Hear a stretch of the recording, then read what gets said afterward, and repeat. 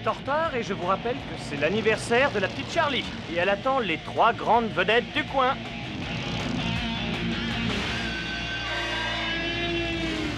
Il y a quelque chose qui est totalement illogique. Un tas de graisse dans un musée.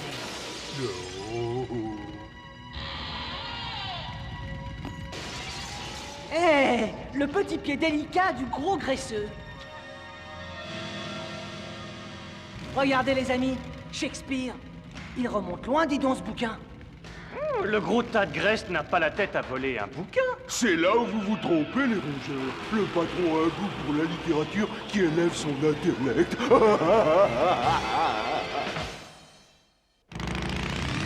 Biker Mice from Mars. Biker Mice from Mars. Biker Mice from Mars.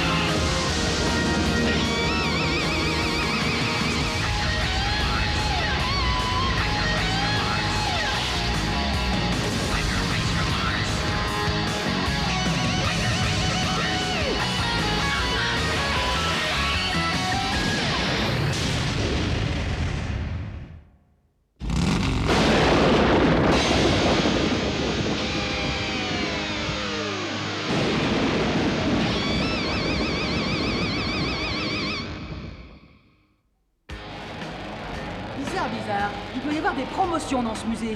Des dégénérés à moitié prix. Et il y a aussi des souris sur canapé. Et il me les faut. Divisé pour régner. Je propose une bonne grosse lecture.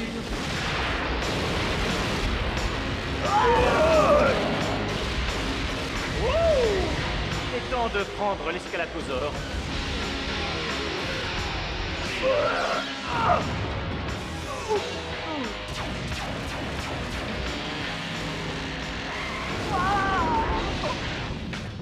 J'adore les mammouths.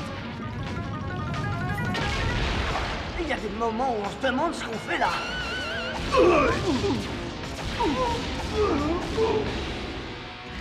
Le livre de Shakespeare a disparu. Ah, c'est vrai. Dommage que Charlie nous attende. De toute façon, on sait où se retrouver. On va faire un petit tour chez le dégoulinant après avoir fait la fête avec Charlie. Joyeux anniversaire, joyeux anniversaire, joyeux anniversaire Charlie, joyeux anniversaire. Alors là, les amis, vous me laissez sans voix. Et en plus, maintenant, je suis sourde d'une oreille. Oh, un livre de contes de fées. Comme ma grand-mère m'en lisait quand j'étais petite. Oh, c'est très gentil. Oh, ce que c'est beau. Oh, c'est 2 fois rien. Je sens que je m'y habituerai. Et maintenant, ma grande, je te rappelle que c'est ta soirée de rêve. Tu peux faire tout ce que tu veux. On peut même faire une grande course de vieilles voitures et on cassera de la tôle. Très franchement, je voyais plutôt un récital de Charlie, poésie dans on le pourrait parc. faire un concours de lutte et de crachat, ce serait Génial. sympa. Moi, je trouve ça génial. Oh non, non, vraiment, on écoute du Shakespeare au clair de lune. J'ai encore mieux. Un grand combat dans la boue. Je parie que ça va t'emballer. Et la course en sac sur les charbons ardents. J'ai une idée. Vous avez bien dit que c'était à moi de décider. Non, ça c'est dangereux. Alors, comme c'est donc à moi de décider, nous allons assister à une pièce de Shakespeare. Nous sommes d'accord? Shakespeare. Mais ma grande. Et figurez-vous que, comme je m'en doutais, je vous ai même loué des tenues. Oh, pitié. On est piégés.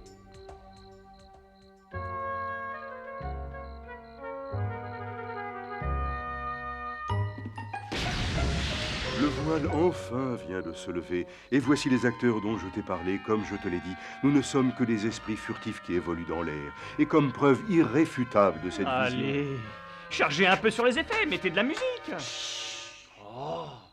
Les tours sans fin, les palais somptueux, les temples splendides, la gloire elle-même. Oui, voilà ce dont j'ai hérité.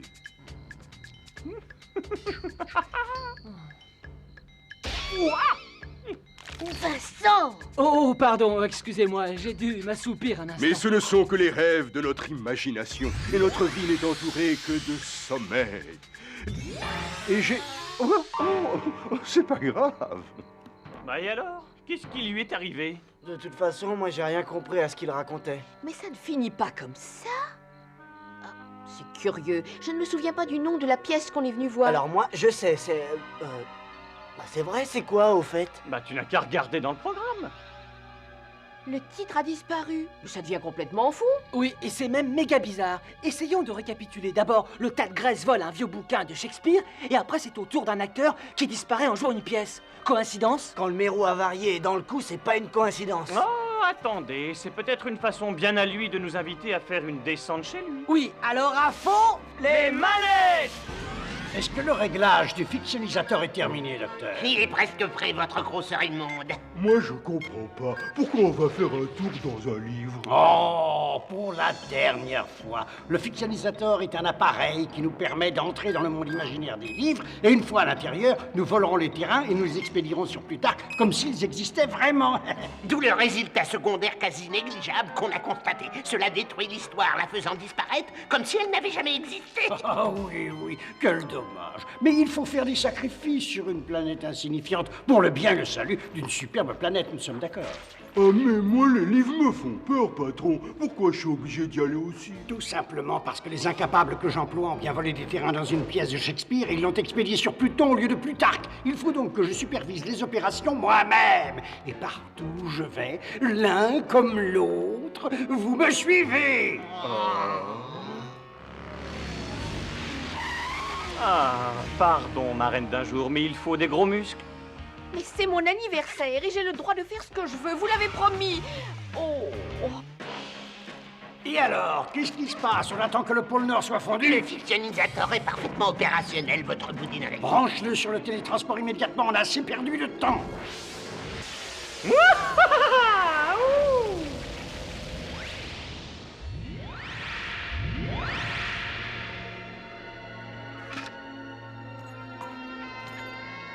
Il faut faire attention, il y a définitivement quelque chose de pourri au royaume du... Oh, je ne sais plus quel royaume. Les amis? Tout le monde a disparu. Oh, une invention carbourkiléenne classique, manifestement. Quoi? Limburger? Oh, bah ça alors, ils sont tous dans Hamlet. Je ne peux pas les laisser faire. Messire, prenez garde. Messire? Ange miséricordieux, protégez-nous. Sans coup férir. Regardez. Attendez, ce spectre ne ressemble-t-il pas à Charlie? Votre beauté n'a d'égal que votre courage, belle dame. Vous allez me faire rougir, messire. Oh, moi? Par Saint-Georges, que se passe-t-il, dame Charlie? Où sommes-nous et pourquoi parlons-nous ainsi? J'ai bien examiné l'invention dans le bureau de Limburger. Tout porte à croire qu'il vole les terres des pièces de Shakespeare. Permettez-moi, messire, que je vous apprenne que vous avez été capté par ce rayon. Bon, très bien. En réalité, vous êtes devenus les personnages de la pièce. Vous parlez comme eux. Limburger s'est nommé roi du Danemark et Trottle est Hamlet. Est-ce juste? N'étais-je pas fait pour interpréter le premier rôle? Oh, mais le ciel nous en préserve. Quand Limburger aura volé la terre, la pièce de Shakespeare disparaîtra à tout jamais. Et alors, quel intérêt? Shakespeare est fort ennuyeux pour nous, peu importe. Tout à fait.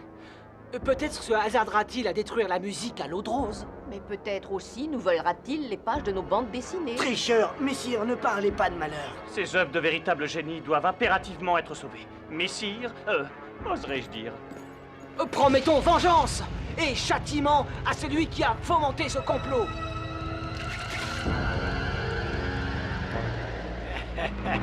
Ah, comme il est bon de faire du mal en ce pays. Tout se déroule tel que je l'avais conçu. Bientôt, c'est tout le royaume du Danemark qui s'envolera vers Plutarque, à la plus grande joie du grand président. Votre immondice danoise, je crains que les instruments indiquent la présence de nos rongeurs. Si? Oui, Ce sont des rongeurs vilaineux qui confondent comédie et tragédie. Mais qui s'amuse de vous, chef. emparez-vous d'eux. À fond les manettes! Être impitoyable ou ne pas être impitoyable? Telle est la question. Que se passe-t-il? Il incarne Hamlet, le personnage le plus hésitant de l'œuvre de Shakespeare. Doit-on souffrir le poids de la tyrannie malodorante de ce méprisable manant parvenu? Permettez que je m'en charge. Admirez l'aisance d'un grand de ce monde.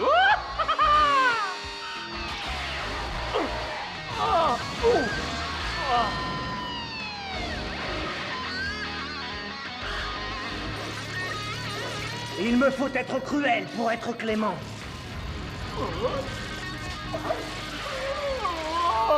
Regarde, misérable vermine. Et toc. Tricheurs, ils sont en surnombre. Vous qui semblez connaître Shakespeare, belle Charlie, auriez-vous une suggestion? Je ne me souviens pas de la fin, et peut-être étais-je à la piscine ce jour-là. Bon travail, mes gens. Et maintenant, prenez cette lame empoisonnée et veuillez m'envoyer ce prince dans l'au-delà sur le champ. Pulvérisez-moi ce mécréant. Oh, avec plaisir, messire. Hélas, pauvre Yorick. Je l'ai suivi, Horatio. Horatio? Oh, Vincent! Hamlet, devons-nous dire au fond? Non. Si, peut-être. Trottel, Hamlet, enfin qui que vous soyez, mais il faut que vous preniez une décision. Ah! Être prêt ou ne pas être prêt, c'est une question que j'ai déjà posée. Et maintenant, à nous. À nous, c'est peut-être pas sûr. Oserais-je vous parler de ce qu'il y a de pourri au royaume du Danemark? Impossible de me rappeler. La princesse se noie, la reine est empoisonnée, et je crois qu'Hamlet, lui aussi, il... Oh! Arrêtez! Je me rappelle, Hamlet est une tragédie, tout le monde trépasse à la fin, tout le monde trépasse. Tout le monde trépasse? Docteur, tout porte à croire que nous avons suffisamment pillé le Danemark. Voguons vers d'autres pâturages. Adieu, créatures des futurs égouts. La séparation ne m'est point douloureuse du tout. C'est parfait. Il me suffit de presser sur la commande. Non, pas la question, nous venons nous aussi. Oh, et dire que je n'ai pas eu le temps de saluer le public.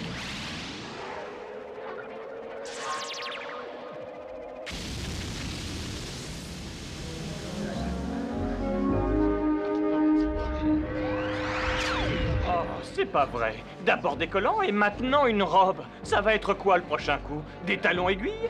Attends, on a changé d'époque. C'est toujours Shakespeare, mais c'est Jules César. On est dans la Rome antique. Et bien entendu, l'équipe de fer du Mérou avarié est déjà sur place.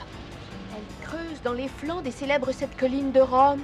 On pourrait peut-être leur apprendre les jeux du cirque. Écoutez, c'est moi César, votre empereur, qui vous parle. Emparez-vous de ces traîtres à la République. Bien, si on est à Rome, c'est ou l'armée romaine, ou un défilé de mode. Étant donné que Limburger veut de la terre, c'est normal qu'il ait choisi la Rome antique. L'Empire romain était gigantesque. L'armée romaine n'était pas une armée de manchots. Il faut pas rêver. Veni, vidi, vermini. Je suis venu, j'ai vu, j'ai donné l'ordre d'éliminer les souris. Bien, alors, comme on dit à Rome, à fond les manèges!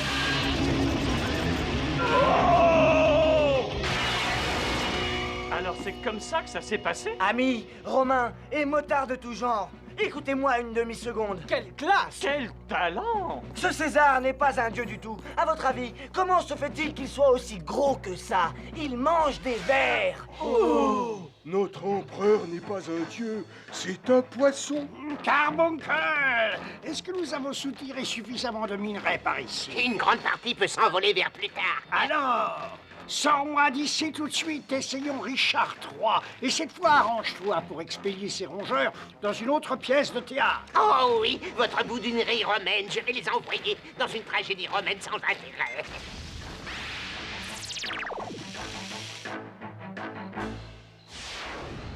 Oh, Roméo, Roméo, où es-tu donc, mon... rongeur? Appelle-moi mon amour et jamais plus je ne serai rongeuriot. Oh non, appelle-moi un taxi, on file d'ici. Et attends une seconde, le côté romantique, moi ça m'a toujours emballé. Vincent et Charlie qui jouent Roméo et Juliette. Alors là, c'est la meilleure. Ah oui, même à la radio, personne n'en voudrait. Tu as raison, la radio, ça y est! Eh oui, mais qu'est-ce que ça veut dire? Carbuncle utilise une télécommande pour faire agir son appareil. Je peux peut-être utiliser les piles de la radio de Modo et fabriquer une télécommande, exactement comme lui. Et après, je contrôlerai notre destination et celle de Limburger en même temps. Oh, mais elle n'est pas bête du tout, dis donc, cette charmante petite Juliette. Bon, et maintenant, passons aux choses sérieuses. Nous allons nous débarrasser une fois pour toutes de ces tyrans. Ils sont dans Richard III. Ça va, j'ai compris. Ce qu'il faut, c'est les expédier dans la mauvaise pièce au mauvais moment pour régler le problème. Et j'ai une idée qui pourrait marcher. Alors, pour l'instant, nous allons faire ça. Oh, hein? Quoi? C'est une plaisanterie? Dans ce genre de tenue? Non, jamais! Face au problème, gardons la tête haute. Oh, les filles! Oh, oh, oh. Carbuncle, qu'est-ce qu'on fait là? Ramène-moi tout de suite dans Richard III. Longue vie à Macbeth, roi d'Écosse! Moi, roi d'Écosse? C'est pas mal, je suppose. L'Écosse possède de vastes gisements de charbon et de pétrole, votre gros minster ambulant. Non, c'est vrai. La coïncidence est intéressante. Mais que fait-on de ces ersatz verminesques?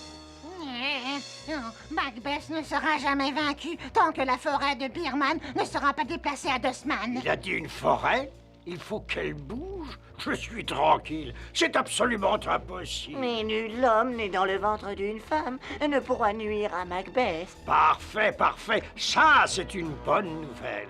J'ai l'impression que nous allons passer quelque temps dans ce pays sympathique. Si personne ne peut faire quoi que ce soit contre moi, ça veut dire que je suis inarrêtable. J'ai réussi. J'ai relié ma fabuleuse invention avec toutes les pièces de Shakespeare. Et si nous parvenons à ce que nous voulons dans Macbeth, tous les terrains de toutes les autres pièces de Shakespeare seront en notre possession. Et les rongeurs avec, bien entendu. Bien, parfait, cher docteur. L'art confondu avec la vie, comme c'est curieux. Oh, le gros mérou a mordu à l'hameçon. Ah, l'Écosse. J'ai bien envie d'aller opprimer des paysans. Si jamais la forêt bouge, n'oubliez pas de me faire signe, surtout. Oh, votre Majesté, pardon, mais j'ai regardé la forêt tout à l'heure. Je veux pas vous saper le moral, mais on dirait qu'elle bouge. Quoi?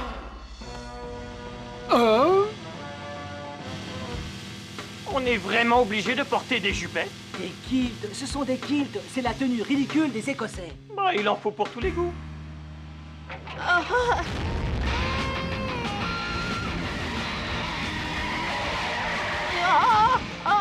Shakespeare n'a jamais écrit de beaux rôles pour les femmes. On a assez joué.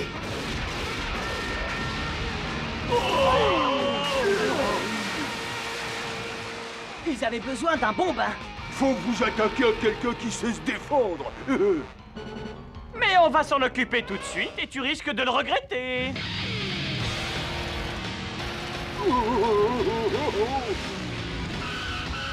Oh, c'est pas du jeu.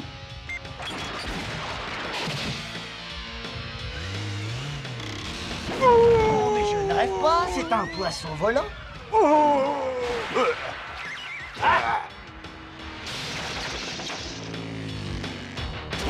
Passons aux choses sérieuses. Mais de toute façon, je ne risque strictement rien.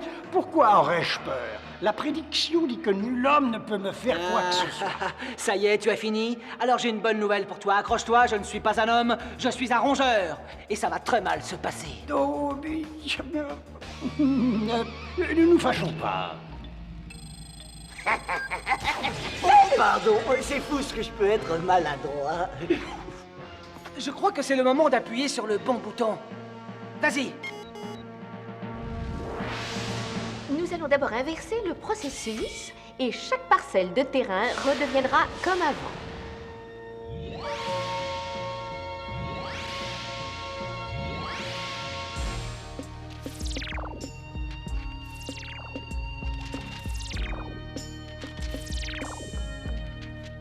Ah, tout le monde est à sa place. Bien sûr, ça y est, ce n'est pas toi qui as dit que Shakespeare était ennuyeux. Mais non, il y a de l'action, des drames, des bagarres, c'est somptueux. Shakespeare, c'est génial, j'ai adoré les jupettes. Maintenant qu'on a la télécommande, on pourrait peut-être condamner le mérou avarié à porter le kilt pour toujours. Je crois que j'ai quelque chose de beaucoup plus amusant pour eux. Je vais leur faire profiter de mon cadeau d'anniversaire. Commençons par les 3 petits cochons. Joyeux anniversaire, joyeux anniversaire, joyeux anniversaire, Charlie.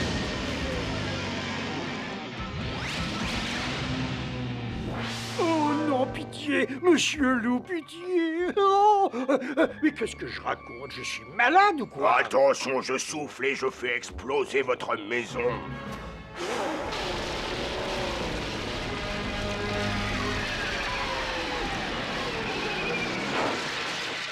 Est-ce que nous vivrons heureux après? Est-ce qu'on aura beaucoup d'enfants? Misérable vermisseau nauséabond. Ah, je sens que je vais m'énerver. Bonjour chez vous.